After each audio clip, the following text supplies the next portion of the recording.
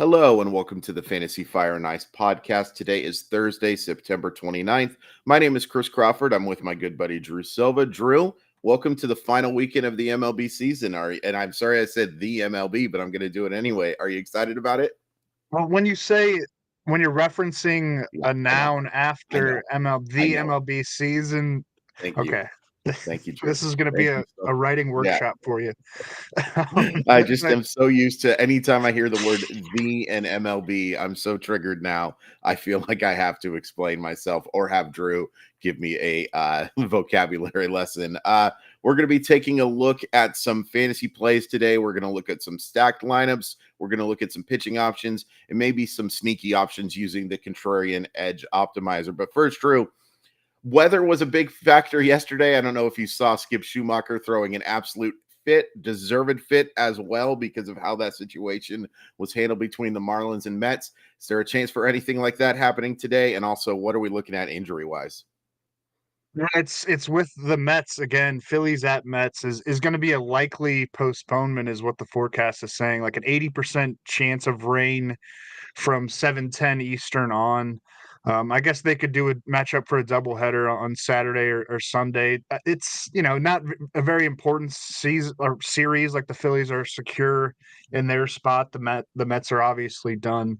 But anyway, yeah, and then over to the injury concerns. Luis Ariz continues to be limited by that left ankle sprain that he suffered last Tuesday and then aggravated on Saturday. He started just two of the Marlins' last 7 games, right in the heart of their chase for the third NL wildcard spot. So it's obviously something pretty serious, and he remains a question mark leading into the Marlins' final series of the season at Pittsburgh, which could be a fruitful matchup. With the Cubs having to face the NL Central champion Brewers, the Marlins are fighting for their lives and having to deal with a choppy City Field and an injured Luis Ariz. Paul Goldschmidt was held out of the Cardinals lineup Wednesday and Thursday in Milwaukee due to back tightness. It sounds like he's just being saved up to play most of this final series back at home in St. Louis against the visiting Reds. Luken Baker has gotten the fill-in nods at first base over their last 2 games. Chris Bryant was out for a third straight game Thursday against the Dodgers because of an illness. It doesn't seem like anything serious, but he's been limited to DH and first base duties over the last few weeks. So maybe this has something beyond the illness. It might have something to do with the plantar fasciitis that he's battled all year and going back to last year. Going to want to check where he is in that lineup if he is in the lineup Friday at Coors Field. More on that game later. The Rockies are wrapping things up with a 3-game set at home against the visiting Twins. And then Chas McCormick missed the Astros series finale against the Mariners on Wednesday after getting hit in the back with an Andres Munoz fastball on Tuesday night, which doesn't sound very comfortable. It's just a bruise. He should be fine. He's been incredible in the second half, though. A fantasy scoring binge, 911 OPS with 14 homers, 10 steals since the All-Star break.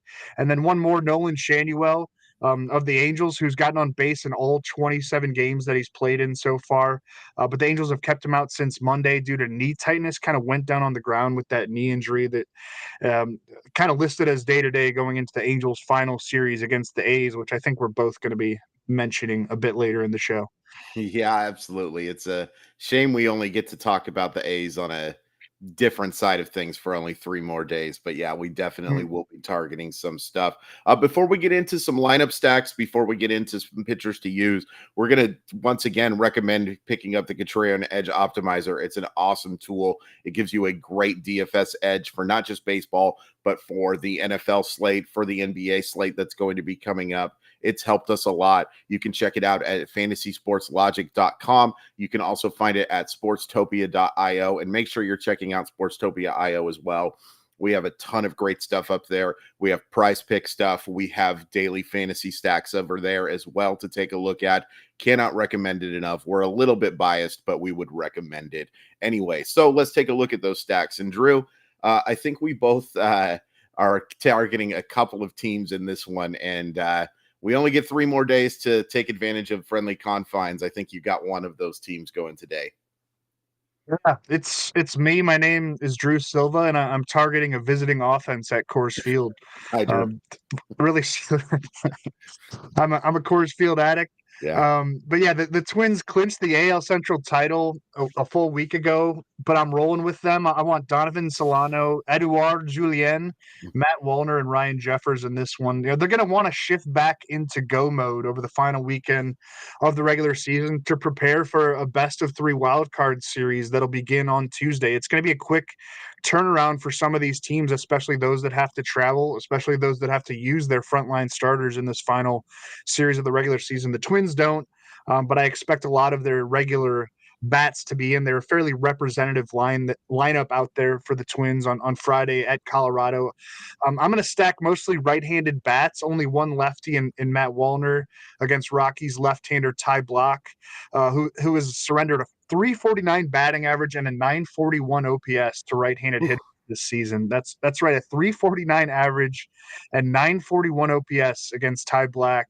And this is in 258 plate appearances, so it's not exactly a small sample size. Solano and Julien could be batting 1-2 at the top of the Twins lineup, and I like the power potential that Wallner and Jeffers can offer more toward the heart of the Minnesota batting order. Even if you don't play this stack exactly, there are other ways to build it other than the 4 names that I threw out there. But I'd grab at least 1 or 2 Twins from this game. It's a tasty matchup against a bad pitcher as the Twins put a stamp on their regular season and move into the playoffs. Yeah, I think that's a good point too about like going in, getting right. This is a chance for this offense to probably playing against either the Astros or Mariners to be, on the ready. Of course, you can't really simulate the offensive surroundings that are Coors Field, but it is still something that I think that's a really good point. You should see regulars playing in those games. I'm going to go with the Yankees against the Royals, and look, Jordan Lyles. Jordan Lyles has been among, if not the worst pitchers in baseball, but he's coming off a start against the Astros where he threw 5 scoreless innings. That just makes me even more excited to be using somebody against Jordan Lyles because he ain't doing that again. There's no way Jordan Lyles is throwing 5 scoreless innings. Yes, the Yankees lineup is flawed, but there are some quality players here against a pitcher who has a 6.24 ERA and needed 5 scoreless innings to lower it to 6.24. I'm actually a little disappointed, Drew. I really thought Jordan Lyles might be the 20-game loser this year. It's something that I'm not rooting for Jordan Lyles to have lack you just of want success. a 20-game loser. Yeah. I want a 20-game loser. I really want a 20-game loser. If Jordan Lyles has to be it, so be it. I appreciate Jordan Lyles throwing 5 scoreless innings as my Mariners fight for their playoff lives, but I don't think that he's going to be able to provide that kind of success on Friday night. So I'm going to go with a stack of Austin Wells, DJ LeMahieu, Gleyber Torres, and Aaron Judge.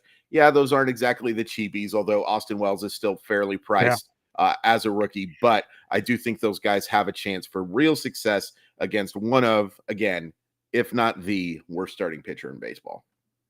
Yeah, Estevan Florial sticks out too. He's been in the lineup pretty regularly with Everson Pereira being bad and dealing with some nagging injuries. Yeah. Like there are some cheap options in that Yankees lineup if you want to build it around, Judge and LeMahieu hitting more toward the top of the order.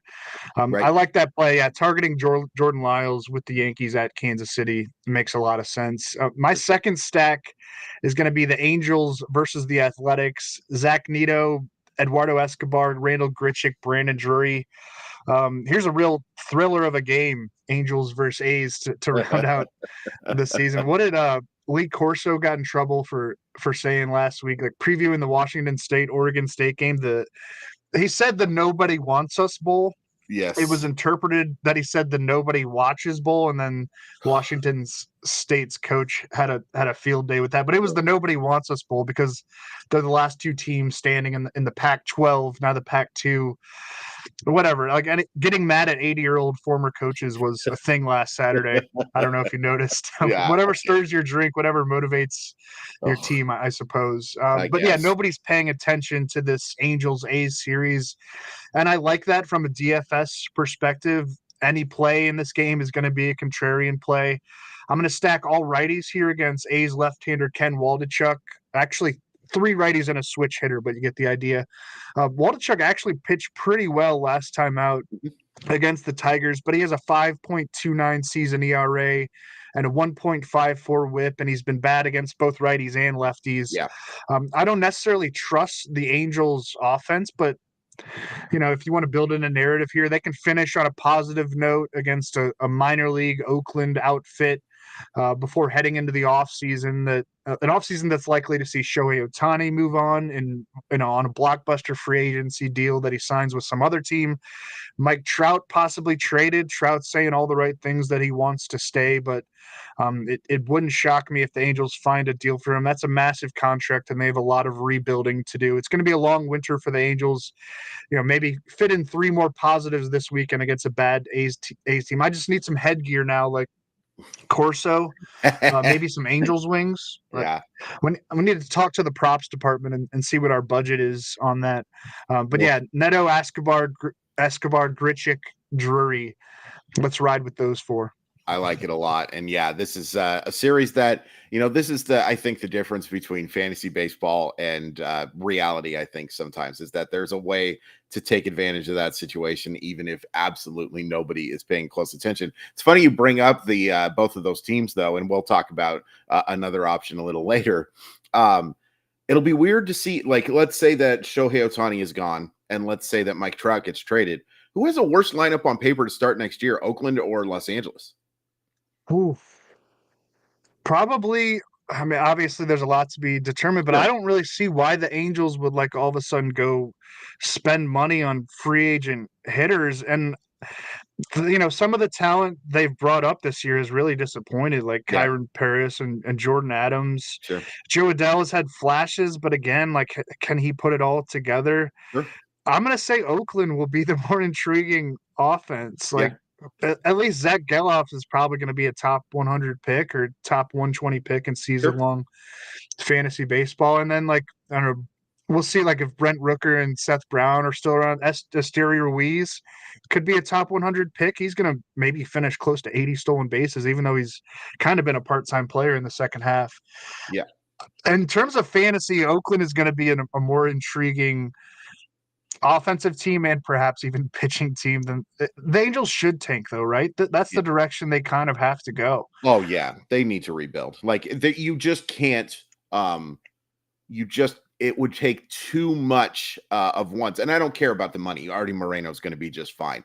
It's about the fact that you can't replicate what you're going to be losing on top of the holes that you already have. This is a 90 loss team. If they were a quality baseball team, you're not losing 90 games. I'm sorry. You could talk about injuries. You can talk about everything. Losing 2 guys should not cause you to be a 90 loss team. They need a full head-on rebuild, and it could be a long one. By the way, we're still calling them Oakland, and we're hoping we can call them Oakland next season. We are taking that stand. I'm going to go with the Cubs against the Brewers. Colin Ray on the mound for the Brewers has pitched pretty well as of late, but he hasn't gone 5 innings since the start of August. So I'm going to go with the Cubs against that bullpen. This is a must-win game for the Cubs. They are going to be highly motivated, and I think there's some nice cheap options that you can play in this one as well. I'm going to go with Yan Gomez, Nico Horner, Ian Happ, and Seiya Suzuki. Those aren't like the cheapest of guys, but they're very cost-effective against a Colin Ray who's probably only going to go 3 or 4 innings, and then a Milwaukee bullpen. And look, Milwaukee has nothing to play for. They are locked into the 3 seed. They certainly want to go in with some momentum, I suppose. Whether momentum is a real thing or not, so be it. But I do think that there is definitely some chances for offensive success tonight for the Cubs in a game that they absolutely have to win.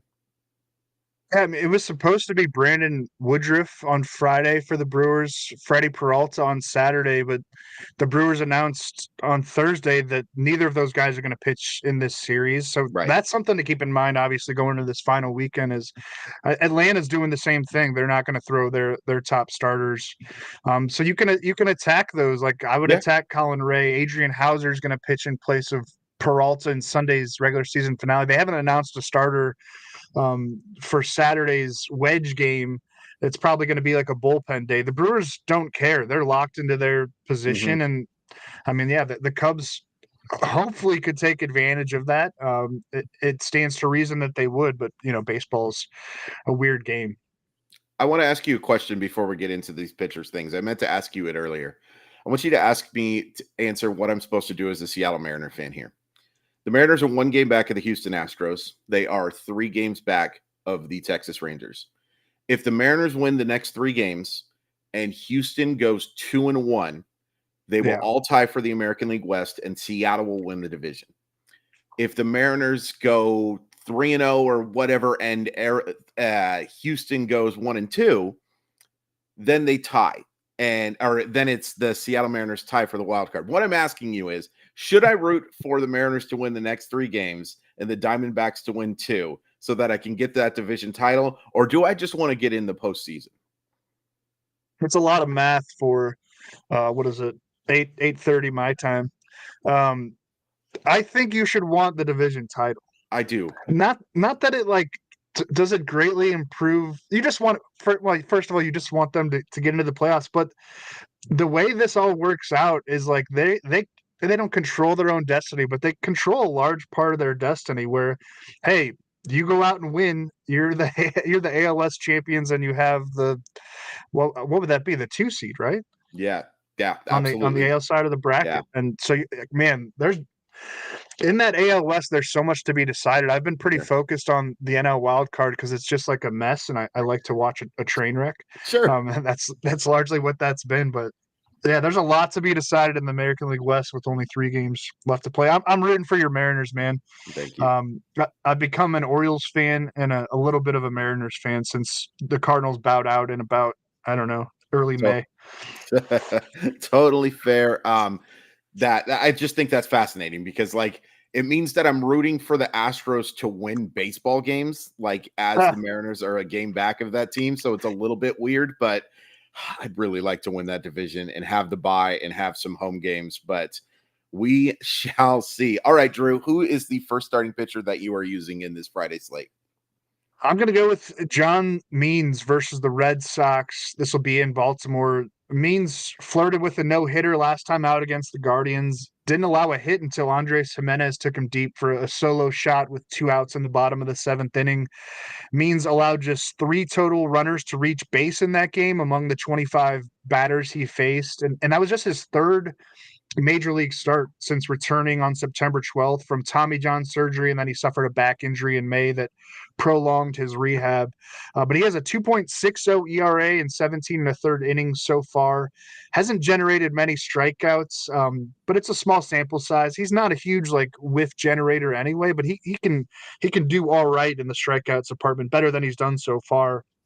Facing a beatable Red Sox lineup at home in front of what should be a raucous crowd at Camden Yards, celebrating an AL East title, which they officially clinched on Thursday. They also clinched the best record in the American League. So they've got home field. They've got the top spot going into the playoffs, feeling really good about themselves.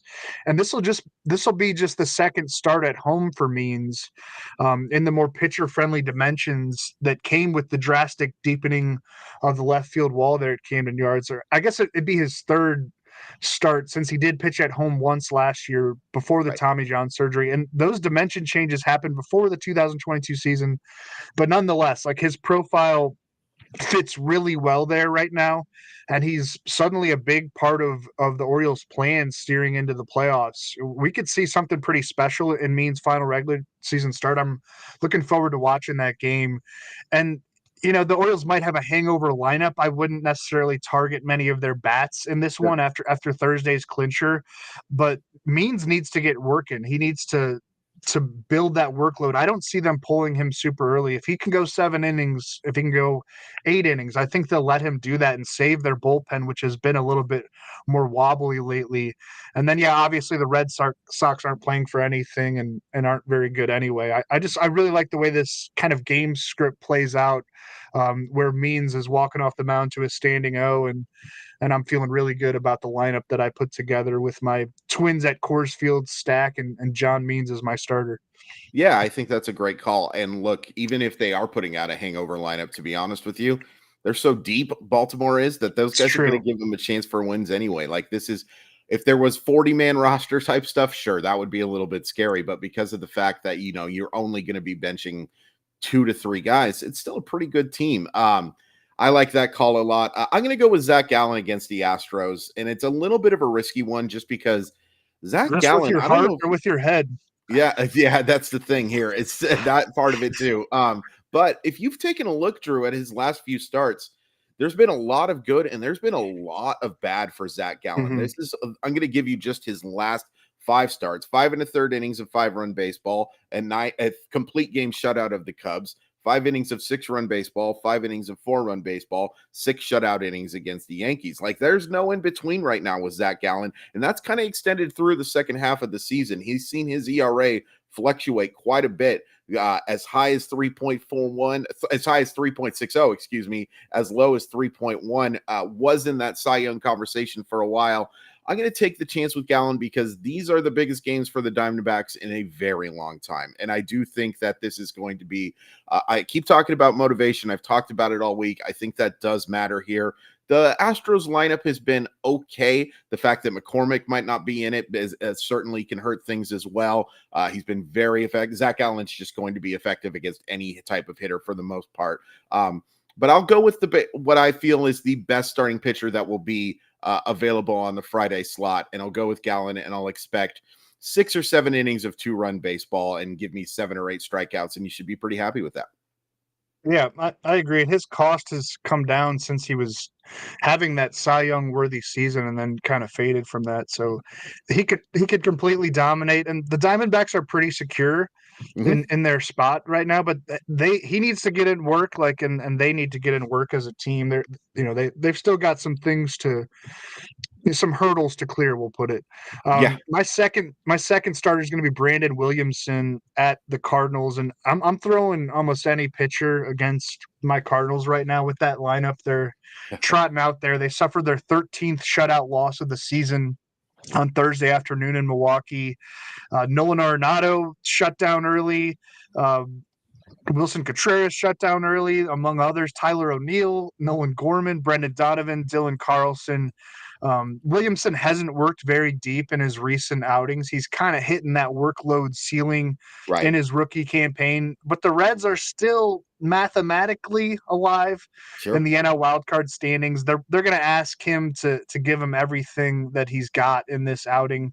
It's been a solid rookie year for Williamson overall at age 25, a 4.25 ERA, 1.29 whip, 96 strikeouts through his first 111 major league innings. He can cruise against a bad lineup in a pitcher-friendly environment at Busch Stadium with some Ks and a good shot at a win if he's able to last long enough. And I think he can, or they're at least going to try it. This will have to be a 3-game sweep for the Reds, and even that might not be enough to get into that third NL wild card. But like your Mariners, they know what's laid out in front of them, and they can at least control part of their destiny. And I think Williamson kicks things off pretty well with a fairly dominant outing on Friday night in St. Louis. Yeah, I like that call a lot. And look, just because it stinks, but St. Louis is just such a beatable lineup right now, especially with guys shut down, and there's no reason for them to take risks. Positives and stuff like Jordan Walker and like the like for the long term, but it is definitely a very beatable It's lineup. soccer And season. yes, it is. It is soccer And, season and in St. almost Louis. almost hockey season. I don't know if you're going to love hockey season this year, if I'm being honest with you, Drew Silva. No, But no. speaking of beatable lineups, I'm going to go with, we've talked a lot about some negative stuff with the A's. We're going to do it one last time, the last time that we'll be able to talk about it. I'm going to go with Chase Silseth against that A's lineup. Now, Silseth hasn't been great over the last couple of outings. In fact, he hasn't gone even 4 innings in those starts, and he's given up 7 runs over exactly 7 innings. But he was pitching well before that. He had that awesome start against it's awesome start against the Mariners in August, where he threw 7 innings and struck out 12. I think he's got the stuff and the command to be successful today. I wouldn't expect fantasy fireworks, but if you can pair him with a Means, if you could pair him with a Gallen, I think he's going to give you a great chance to pick up a win against probably the worst lineup and just overall build of a team I've ever seen, if we're just being completely honest with each other. Very, very beatable. I'll go with Silseth for this final start. I like it. And yeah, I mean, the optimizer, talking about like optimizer picks, it likes the Giants again, going against Lance Lynn, maybe target some of their left handed bats. I could dig a red stack against the Cardinals too. Ellie De La Cruz has come to life again, and his price hasn't totally matched up to it again, but he could go nuts on Friday in St. Louis. Sean Murphy sticks out, Willie Castro, Mike Talkman. You mentioned a Cubs stack. I'd consider him as well. So thanks, guys, so much for tuning into the Fantasy Fire and Ice podcast. You can follow me at Twitter on Crawford_MILB. I said those wrong, but you know what I meant. And you can follow Drew at Drew Silva. Thanks so much for tuning in, and we will see you next time.